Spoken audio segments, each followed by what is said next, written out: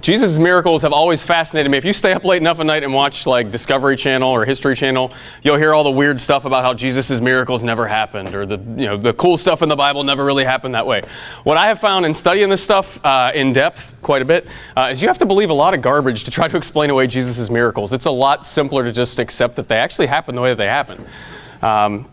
Jesus' miracles are these cool stories of him encountering people and then doing something for them in a real tangible way. Right? Jesus never met a person or a situation or a problem where he saw it and said, "Ew, I don't want any part of that." Every situation Jesus found himself in, he had a solution, and he just loved the people there. And his miracle stories really show that. So over the course of this semester tonight, we're talking about his first miracle at the wedding at Cana, turning water into wine. Your next session, you're going to talk about Jesus walking on water. How sweet would that be? All right, walking on water. Jesus casting out demons will be your third session. That's one of my favorite topics to talk about, but we'll see who gets to get that one for you. In November, you're talking about Jesus feeding the 5,000. That's the only miracle, besides Jesus rising from the dead, that all four gospel writers felt the need to record.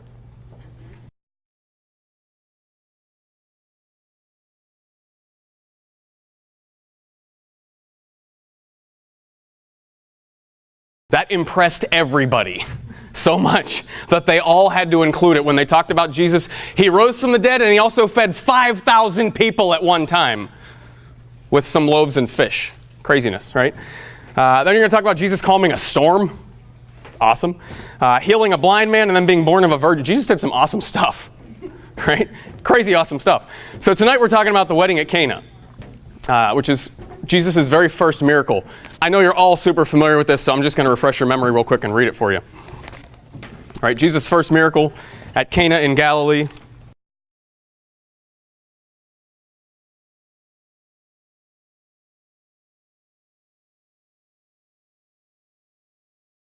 At this big old wedding feast.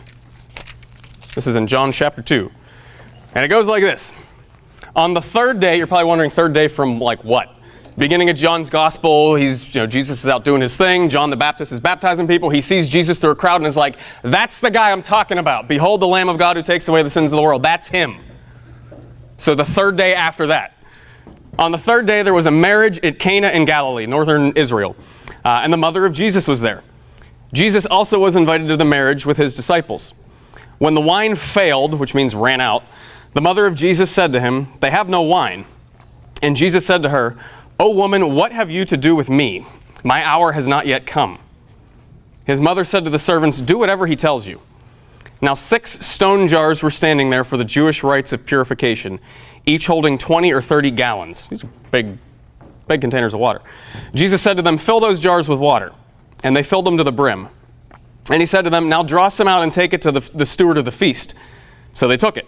And when the steward of the feast tasted the water now become wine, and did not know where it came from, though the servants who had drawn the water knew, the steward of the feast called the groom, and said to him, "Every man serves the good wine first, and when men have drunk freely and can't tell the difference, then they serve the poor wine. But you've kept the good wine until now." And this was the first of his signs. Jesus did this at Cana in Galilee and manifested his glory, and his disciples believed in him. There's a lot going on in there. We're not going to touch on all of it. But just a little bit of context for you. This is a Jewish wedding. Right, so Jewish wedding in antiquity, they knew how to party, folks. How many of you like to go to parties? How many of you go to parties that last a week or longer? That's a Jewish wedding in antiquity. This isn't just like nowadays when you get invited to a wedding, you're like, okay, there's going to be a ceremony, it might be like an hour. There will be like an hour of downtime on your way to the reception. The reception might be like 4 or 5 hours. If it's a barn burner, it's going to be like 6 or 7 hours. And that's it. No. Jewish wedding is 6 or 7 days of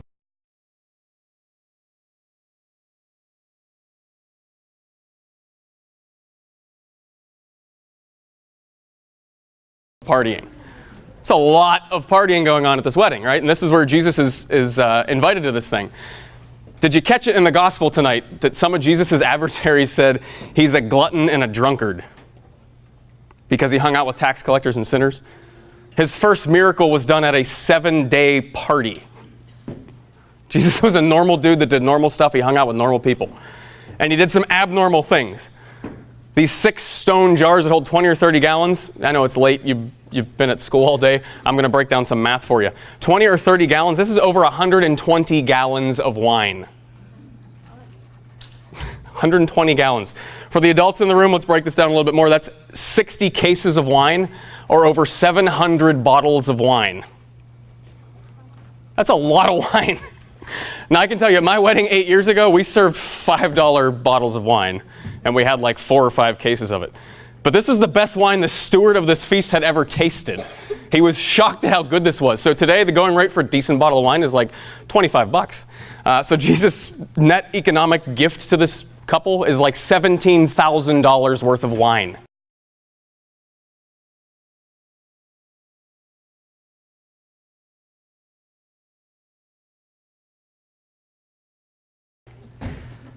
No wonder his people didn't like him, said he was a drunkard. He just showed up and gave people 120 gallons of wine. That's insane. So I'm emphasizing this so we can wrap our minds around the magnitude of what he did. Yeah, he turned water into wine, but he turned a lot of water into a lot of really good wine. Right? This is a massive thing. All right, so why at a wedding? What's the importance of the wedding here? The Bible begins and ends with a wedding. Right? At the very beginning of the Bible, you got the creation narratives, you got Adam and Eve. Guys, we're going to revisit this in a little while. So you've got Adam and Eve's wedding, so to speak. And then the very end of the Bible in the book of Revelation ends with the wedding feast of the Lamb. Right? Poetic language for Jesus' wedding feast. Right? God's favorite image for the relationship that he wants with you and me is the most intimate human relationship that we know, marriage and family life. That's what God always uses to try to talk about how he wants to relate to us, is on a family level, on a marital level. Right? So much so to the point that during the crazy period where we've got a northern kingdom and a southern kingdom and everyone's worshiping rocks and sticks and trees, how does God try to get his people to realize their stupidity? He calls this prophet Hosea and he says, Hosea, I want you to marry a prostitute named Gomer. It's a cool girl name, right? Gomer. Marry this prostitute named Gomer. When she's unfaithful to you, I want you to tell people, this is what you're doing to me.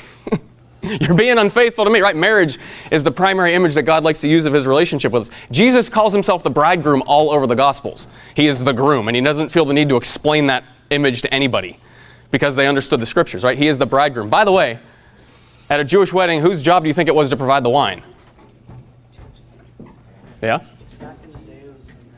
Yeah, the bridegroom. It was his job, right? Today, like, our social customs are like the bride's family pays for the wedding, the groom's family pays for the rehearsal dinner, right? Well, in Jewish antiquity, the groom was supposed to provide the wine.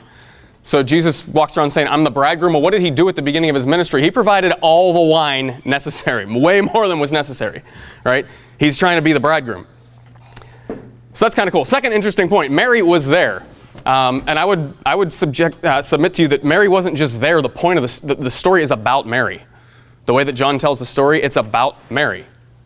John, the gospel writer, right? How does he tell the story? There was a wedding at Cana in Galilee, and Mary was there. Jesus was also there with his disciples. And then when the wine ran out, Mary went and said something to Jesus. The way that John tells the story, it's not as much a story about Jesus as it is about Mary. So what did Mary do in this story? She approaches Jesus to try to get him to act, right? She tries to prompt him to act. Based on the way John tells the story, it doesn't seem like Jesus was going to do anything about this. It doesn't even seem that it was on his radar that they ran out of wine and this was potentially embarrassing, right? Mary goes up and prompts him. She doesn't even tell him what to do. She's just like, they're out of wine.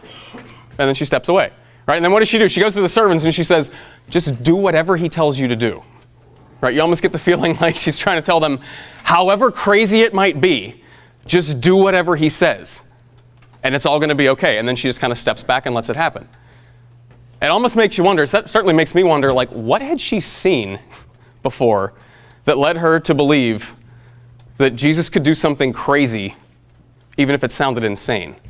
Right, fill those jars with water, I'm going to turn it into wine. Like, what? Okay. None of the servants question him, though. They all just go ahead and do it. It kind of leads you to believe, like, Mary saw something somewhere along the way. The Bible doesn't tell us really anything about Jesus' childhood. But it kind of makes you wonder, like, did he do something at home where she realized he had this potential to do something insane, right? And it's interesting, too, because she's looking out for this couple, right? Like, she's a guest at their party. She's got no business worrying about if they run out of hors d'oeuvres, if the toilet's clogged, if they run out of wine. right? But that's what she's doing. She's looking after these guys like a mother, kind of. She's mothering this young couple, right? We don't know who this couple is, but clearly they knew Jesus well enough to invite him to their week-long party, right? The point of that I take from that is when you're in this close friendship with Jesus, his mom is your mom. Do you guys have close friends, mothers that you jokingly refer to as your mom? You just call her mom, right? This is what Jesus did this too. He was a real guy, right? His mom was like this young couple's mom, looking out for them at their wedding. I don't know where the real mom was at this wedding, but Mary's the one looking out for them. Like, you guys are out of wine. This is embarrassing. It's going to look bad. The party's almost over. Yeah, but we need to get some wine. I'm going to help you out. Let me go talk to my kid, right? So it's a story about Mary. But Jesus calls his mom woman. So hopefully you're not going to go home tonight from Upper Room and be like, guess what I learned at Upper Room, Mom? Woman. It was a title of respect in antiquity. It's not Jesus back-talking his mom. But he's doing something deeper there. He's referring all the way back to the first wedding in the Bible, to the Garden of Eden, right? In the first 3 chapters of Genesis, Adam and Eve aren't called Adam and Eve. They're just called the man and the woman, right? And if you remember in that story, and guys, we're going to revisit this. If you remember in that story, Eve prompts Adam to violate God's one crystal clear commandment. Don't eat from this one tree. Right? Eve prompts Adam and the whole thing spins out of control from there. What's going on at the wedding at Cana? You've got this woman, this new Eve, if you will, who's prompting her son to start the redemption. This was the first of his miracles. The first time he revealed his glory in public. Right? And it was at the prompting of the woman. Right? John's very intentional. Jesus is very intentional about calling her the woman. That's a basic Bible principle, by the way. When you're reading the Bible, God is a poet and he likes it when things rhyme. So he's constantly revisiting these old themes, old characters and archetypes and things in the Old Testament and bringing them to bear again in the New Testament.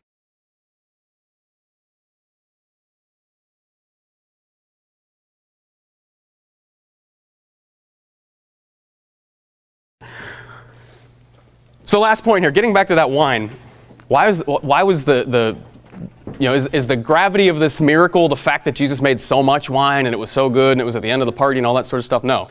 I think a lot of times we miss the real impact of this story because we don't understand the Jewish custom that they're talking about here. Right? They find these jars, and what does it say they're for? They're for Jewish ceremonial washing. These weren't empty, clean jars. Right? Jewish ceremonial washing. At Jewish weddings, before meals, you had to wash your hands, not for hygiene, but for ritual purification. So you had mostly clean hands, but you're pouring water over your hands into these giant jars, and that's what Jesus turned into wine. He told them, take those jugs that have dirty water in them, fill them to the top with more water, and then go serve it to your guests. He might as well have said, like, go take the sewage water out back, put it in a bowl, and serve it as punch. Right? The dirty water is what he serves as the best wine. That's what Jesus does, folks. He's all about taking our dirt water and turning it into the best wine we've ever tasted. And this isn't just like pie in the sky Jesus stories from years ago. This is what happens in real life. I can tell you it's one of the darkest times in my life, in my career. I was working at an unnamed high school, Catholic high school in this diocese, in administration. And my job was I was a mission leader. I was to integrate the school's mission and values into everything that they did. Well, there were 2 real problems with that. The president and the principal didn't agree with the mission and values of the school. Don't know how they got in those positions, but they made my life miserable for the better part of 9 months, to the point that I had to take any job I could get to get out of that school. So like 3 weeks after my first daughter is born, I accept the job in Youngstown, Ohio. I moved my family out of state, take my wife away from all of her social supports. We go to Youngstown, Ohio. She has severe postpartum depression as a result, not surprisingly. So we have to move back home, but I still have that job, so I'm commuting back and forth to Youngstown, Ohio. Can't do that for too much longer. I'm looking for a job in Pittsburgh. There are no church jobs in Pittsburgh, so I start selling life insurance for the Knights of Columbus for over 2 years. And for 2 years, driving around Beaver County selling life insurance, I'm just screaming at God behind my wheel thinking, what are you doing? Like, you gave me ministry experience, my heart is in this, I've got a passion for it, and I'm selling, like it's meaningful. I'm selling life insurance, I'm ministering to people doing that. But like, why? I'm in sales, for crying out loud. I have a degree in theology. What is going on? All of that was so that I could get to the job that I have now. I had no idea about it as I was going through it. But now as I sit at this job and I look back over every one of those circumstances, I am so glad that I went through all of that, because it was crystal clear preparation for everything that I'm doing in my job right now at St. John and Paul. At the high school, while I was going through hell, I was learning new educational tactics. Right? In Youngstown, Ohio, I worked for a pastor who allowed me to experiment with some different ways of doing things. Sales taught me how to talk to rich people about their money. Right? And now what am I doing at St. John and Paul? I have a team of people who are revitalizing the way that we do faith formation in the Diocese of Pittsburgh and across the United States. And it's exciting and it's fun, and I never could have done any of it without the dirty water of my past. Jesus Christ in my life today is taking the dirty water of my career path and turning it into wine. And it's awesome to see. That's what he wants to do for you as well. So if you think you're going through, rough times right now, whatever it is, bullying, school stuff, family issues, whatever it is, Jesus is fully capable of taking that dirty water of your life and turning it into something awesome. It just might take a little bit of time. It doesn't always happen like it did at the wedding at Cana right away. So there you go. Thank you very much. That's the wedding at Cana.